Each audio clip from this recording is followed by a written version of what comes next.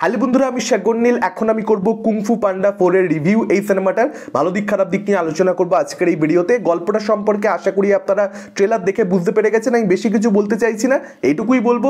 এখানে পান্ডাকে master Shifu বলছে, তুমি আর শুধুমাত্র ড্রাগন ওয়ারিয়ার হয়ে থাকলে হবে না, তোমাকে এবারে স্পিরিচুয়াল লিডার হতে হবে। এবার স্পিরিচুয়াল লিডার তার হয়ে ওঠার পেছনে যে জার্নিটা, সেটা আমরা এই ছবির মধ্যে দেখতে পেতে চলেছি। দেখুন, এর আগে কুংফু পান্ডার যে 3টে ছবি মুক্তি পেয়েছে, সেগুলোর মধ্যে প্রথম পার্টটা সবচেয়ে বেশি কমপ্লিট ছবি। সেকেন্ড পার্টটা বা থার্ড পার্টটা সেগুলো আমার ভালো লেগেছে, কিন্তু ফার্স্ট পার্টটা কিন্তু অনেক অনেক বেটার। তার পরবর্তীতে আমি কিন্তু ফোর্থ পার্টটাকে রাখবো সেকেন্ড পার্ট বা থার্ড পার্টের থেকে। বিভিন্ন কারণে কিন্তু আমার ফোর্থ পার্টটা অনেক বেটার মনে হয়েছে, অনেক এন্টারটেনিং মনে হয়েছে। প্রথম কথা হচ্ছে কমেডি, যেটা কুংফু পান্ডার একটা অন্যতম গুরুত্বপূর্ণ দিক। এন্টারটেনমেন্টের জন্যই মানুষ কুংফু পান্ডা দেখে।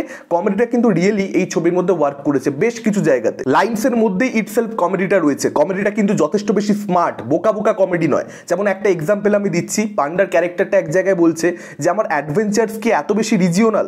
বাকিটা আপনারা ছবিটা কোন কনটেক্সটে বলছে সেটা আপনারা ছবিটা দেখলে বুঝতে পারবেন। সেই জায়গায় কিন্তু রিয়েলি হাসি পায়। কিংবা জুনিপটার সিটি বলে একটা জায়গাতে পান্ডা যাবে ফক্সের সঙ্গে। ফক্স এখানে একটা নতুন ক্যারেক্টার যাকে ইন্ট্রোডিউস করানো হয়েছে, তার ব্যাপারে আমি পরবর্তীতে আসছি।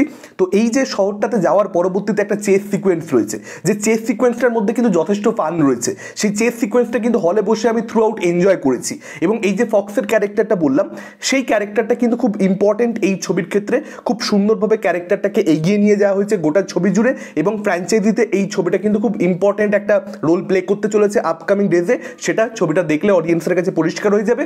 খুব সিমলেসলি বুদ্ধির সঙ্গে ফ্র্যাঞ্চাইজিটাকে কিন্তু এখানে মেকাররা এগিয়ে নিয়ে যাওয়ার চেষ্টা করছে। একটা মেজর টুইস্ট ছবির মধ্যে রয়েছে, যেটা কিন্তু আসতে চলেছে। আমি সেটা বুঝতে পারিনি আগে থেকে, আমার জন্য আনপ্রেডিক্টেবল ছিল। আমি আশা করছি আপনাদের সকলের জন্য সেই টুইস্টটা আনপ্রেডিক্টেবল থাকবে, সেটা অ্যাজ আ শক আসবে, ওয়ার্ক করবে সেই টুইস্টটা। এবং তারপর থেকেই কিন্তু ছবিটা অনেক বেশি ইন্টারেস্টিং হয়ে ওঠে।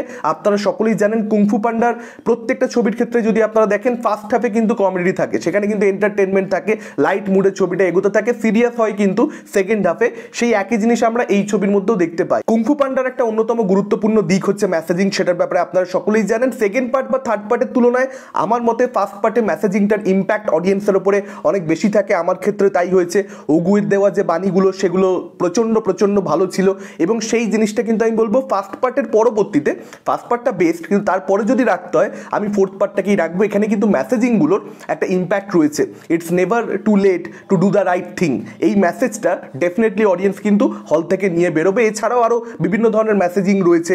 কিংবা একটা মেসেজ খুব সাটেলভাবে দেওয়া হয়েছে, যেটা অ্যাকচুয়ালি খুব একটা মানে অন দ্য ফেস নয়, কিন্তু আমি অন্ততপক্ষে সেভাবে ইন্টারপ্রেট করেছি জিনিসটাকে। ইমপারফেক্ট পিপলরাই কোথাও একটা যোগ্য জায়গাটা পাচ্ছে। এখন যোগ্য জায়গাটা কি কিংবা ইমপারফেক্ট পিপল কে বা কাদের আমি বোঝাতে চাইছি, সেটা আপনারা ছবিটা যারা দেখেছেন তারা বুঝতে পারবেন, যারা দেখতে যাবেন তারা বুঝতে পারবেন। ছবিটা না দেখতে গেলে বোঝা সম্ভব না। আমি এখনই স্পয়লার দিতে চাইছি না। দুটো ক্যারেক্টারকে প্যারালালি ডেভেলপমেন্ট দেওয়া হয়েছে, তাদের নিজের একটা জার্নি রয়েছে, তাদের নিজের একটা গোল রয়েছে।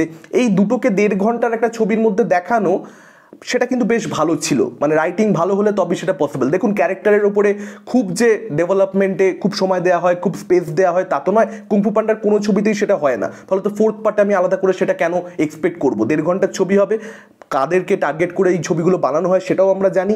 সেই অনুযায়ী আমি বলবো বেশ ভালোই একটা ছবি হয়েছে। হ্যাঁ, বেশ কিছু জায়গাতে অন্যান্য সিনেমা আমি যে সেন্সে রিভিউ করি, সেই সেন্সে রিভিউ করলে বলা যেতে পারে যে ওই জায়গাটা একটু স্পেস দেওয়া দরকার ছিল, ওই জায়গায় একটু স্পেস দিলে ইমোশন ওয়ার্ক করতে পারতো। যেমন ধরুন, এখানে ভিলেনের একটা দিক রয়েছে, যে অ্যান্টাগনিস্ট, দেখুন তাকে নিয়ে আমি এখন অব্দি কথা বলিনি, তার কারণ সেই ক্যারেক্টারটা খুব ভালোভাবে লেখা নয়। সেই ক্যারেক্টারটা খুব বেশি স্পেস পায়নি।